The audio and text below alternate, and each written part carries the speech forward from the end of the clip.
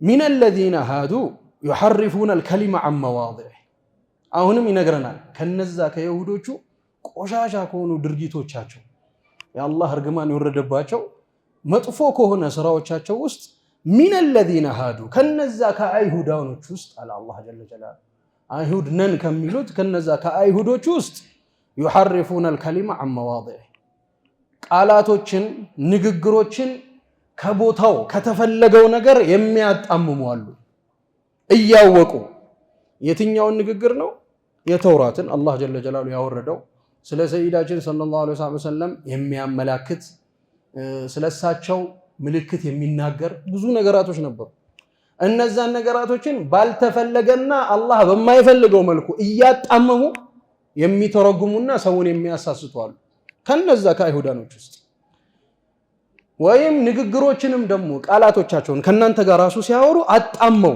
የሆነች ቃልን ይጠቀማሉ የሚፈልጉበት ግን ሌላ ትርጓሜንና እናንተን ማንቋሸሽ የሆነ hatta ከሰይዳችን ጋር ሰለላሁ ዐለይሂ ወሰለም እንደዛም ያደርጓሉ ብሎ አላህ የነሱን ሚስጥራቸውን ያላወቁትን ለሙእሚኖች አሳወቃቸው አላህ ሚነ الذين هادوا يحرفون الكلمة عن مواضعه ከቦታዎቻቸው ከሚፈለግበት ሙራዶቻቸው ከሚፈለግበት ትርጓሜዎቻቸው አላህ ከሚፈልገው ነገር አጣመው የሚፈስሩና የሚተረጉሙ አሉ ከይሁዶች ውስጥ አላህ የሚፈልገውን ነገርን እያወቁ ማለት ነው አዋቂዎችና የዛ ኪታብ ዕውቀት ባለቤቶች ሆነው ነገር ግን ይሃን የሚያጥሙ አሉ ምን ይላሉ ጨምረው ወየቁሉና ሰሚዕና ወዐሰይና ላንተም ለርሶም ደግሞ ይሏቸዋል ለሰይዳችን ሰለላሁ ዐለይሂ ወሰለም ምን ብለው ይላሉ ሰሚዕና ወዐሰይና አው ሰምተናል ያልከውን ነገር እርሶ ያሉትን ነገር ሰምተናል ነገር ግን አንታዘዝም አምፀናል ብለው በግልጽ የሚናገሩም አሉ ከይሁዶች ውስጥ ይሄ የክህደትና አልሰማንም እኮ ይላል አይ እኛ እንደዚህ አይነት ነገር ከዚህ በፊትም አልሰማንም ያሉ የካፊር አይነቶች ነበሩ ነገር ግን የነዚህ ጥመት ደግሞ አው ሰምተናል ስለርሶም እናውቃለን ነገር ግን አሰይና በቃ አንፈልግም ሱረቱ አልበቀራ ላይ ብዙ ቦታ ላይ አይተናል ወቃሉ ቁሉቡና ጉልፍ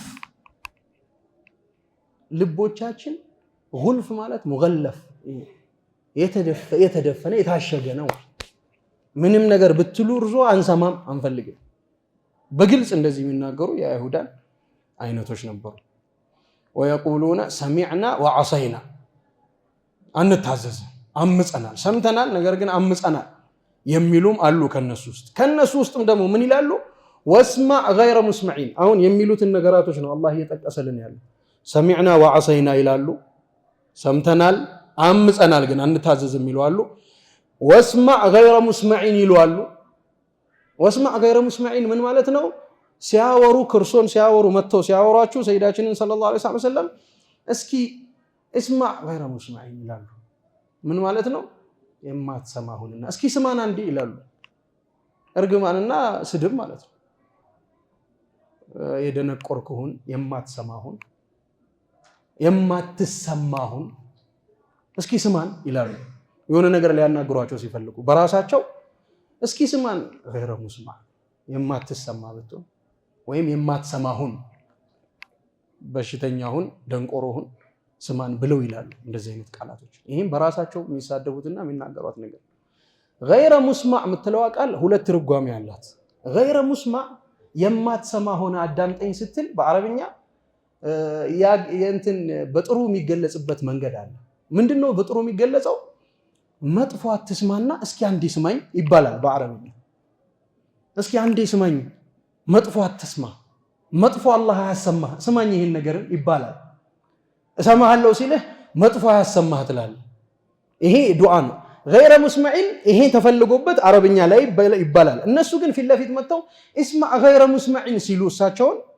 የማትሰማ ሆነ የማትሰማ ምን ንግግርን የማትሰማ ደንቆሮን የሚለውን ፈልገው ነው የሚሉት እነሱ ዱዓውን ሳይሆን ማለት ነው ወይም ገይረ ሙስማዕ ማትሰማ ሆነ የማይቀበሉ ከሆነ እስኪ አንዴ ስማን ብለው ስድብን ቀስደውና ፈልገው በውስጣቸው ይሄን ይላሉ አለ አላህ ጀለ ጀላሉ ወስማዕ ገይረ ሙስመዒን ከዛም በላይ ምን ይላሉ ራዒና ይላሉ ራዒናም እቺም ሁለት ትርጉም አላት ምንል ሙራዓ ትኩረት ስጠን የሚለውን ትርጓሜ ይዛል ነገር ግን ሚነ ሩዑና ከቆሻሻ የሆንክ እንደማለትም ደግሞ ቃሉ ያስይዛል።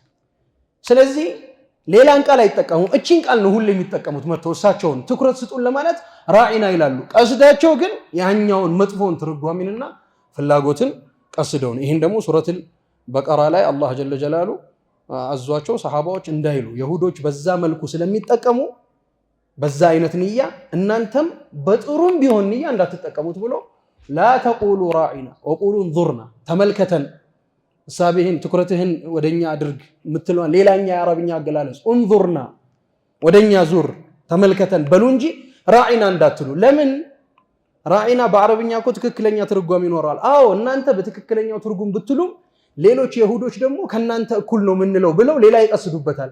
የኔ ነብይ ጋር ደግሞ ሰለላሁ ዐለይሂ ወሰለም ምንም ሌላን ነገርን የማያሻማ ቃል ተጠቀሙ። እናንተን ተንተርሰው መተው እነዛ ይሁዶች ለምን አሏቸው እንደዚህ አትበሉ ሲባሉ ይሄው እናንተ ትሉ አይደል እንዴ አሏቸው። እነሱ እንደሚሉት ለማለት ነው የሚፈልጉት። ነገር ግን ቀስዳቸው ያኛው ቆሻሻውን እርስ በርሳቸው ይስቃሉ። ከዛ በኋላ ተመልሰው አያችሁት አይደል ምንም እኮ እኛ ምንለው ነብይ ቢሆን ኖሮ ይገባው ነበር፣ ነብይ ቢሆን ኖሮ ያቅ ነበር፣ አላህ ይነግረው ነበር። ነገር ግን እኛ ምንለው ብለው እርስ በርሳቸው እዛ ከኋላ ሆነው ይስቃሉ። አላህ እዚች ቦታ ላይ ነግሮናል። ወጣዕነን ፊዲን ናም ወስማዕ ገይረ ሙስመዒን ወራዒና ይላሉ። ራዒና የምትለዋን ቃልን ይጠቀማሉ በዛ በመጥፎ አይነት ተሳቢ በማድረግ ያ ሁሉን የሚያደርጉት ይሄን የሚሉት ለየን በአልሲነቲሂም በምላሶቻቸው ቃላቶቹን አጣመው ያልተፈለገውን ሙራድን ፈልገው ነው በምላሶቻቸው ይሄን የሚሉት። ለይ ነው ነገሩን አጣመውና አዙረው ማለት ነው። በእንደዚህ አይነት መልኩ ነው በምላሶቻቸው ይሄን የሚሉት። ወጣዕነን ፊዲን ዲንም ላይም ለማጉደፍና ለመዝለፍ ዲኑ ማንን በመዝለፍ ሰይዳችንን ሰለላሁ ዐለይሂ ወሰለም እሳቸውን መንካት ዲን መነካት ነው። ምንም ጥርጥር የሌለው ጉዳይ። የዲናችን ትልቁ መገለጫና አርአያ ከተባለ ሰይዳችን ናቸው ሰለላሁ ዐለይሂ ወሰለም። እሳቸውን መንካት ጣዕኑን ፊዲን ዲንን ማጉደፍ ነው፣ ዲንን መዝለፍ ነው እሳቸውን መንካት። ስለዚህ አላህ ምን አለን? ይሄን ሁሉ የሚሉት እሳቸውን አይደለም አለ። እሳቸውን ለመዝለፍ ሳይሆን ዲኑን ለመዝለፍ። ለምን በጀርባ ሄዶ ከዛ በኋላ አስቡት እኛ እያሰብነው መጥፎ ነገር ስናወራው ይሰማናል፣ እሺ ይለናል፣ ያናግረናል። ይሄን ሁሉ ነገር ቢያቅ ኖሮ እኮ እውነትም ነብይ ነበር። ይሄን ሁሉ አያውቅም። ይሄን ካላወቀ ምን ወደ ምን ሊኬድ ነው? ይሄው ከአላህም መጣልኝ ብሎ የሚናገረው ነገር ውሸት ነው ወደሚለው ወደዛ ሊሄዱ ነው ሳቢያቸው። ወጣዕነን ፊዲን አላህ ምን አለ?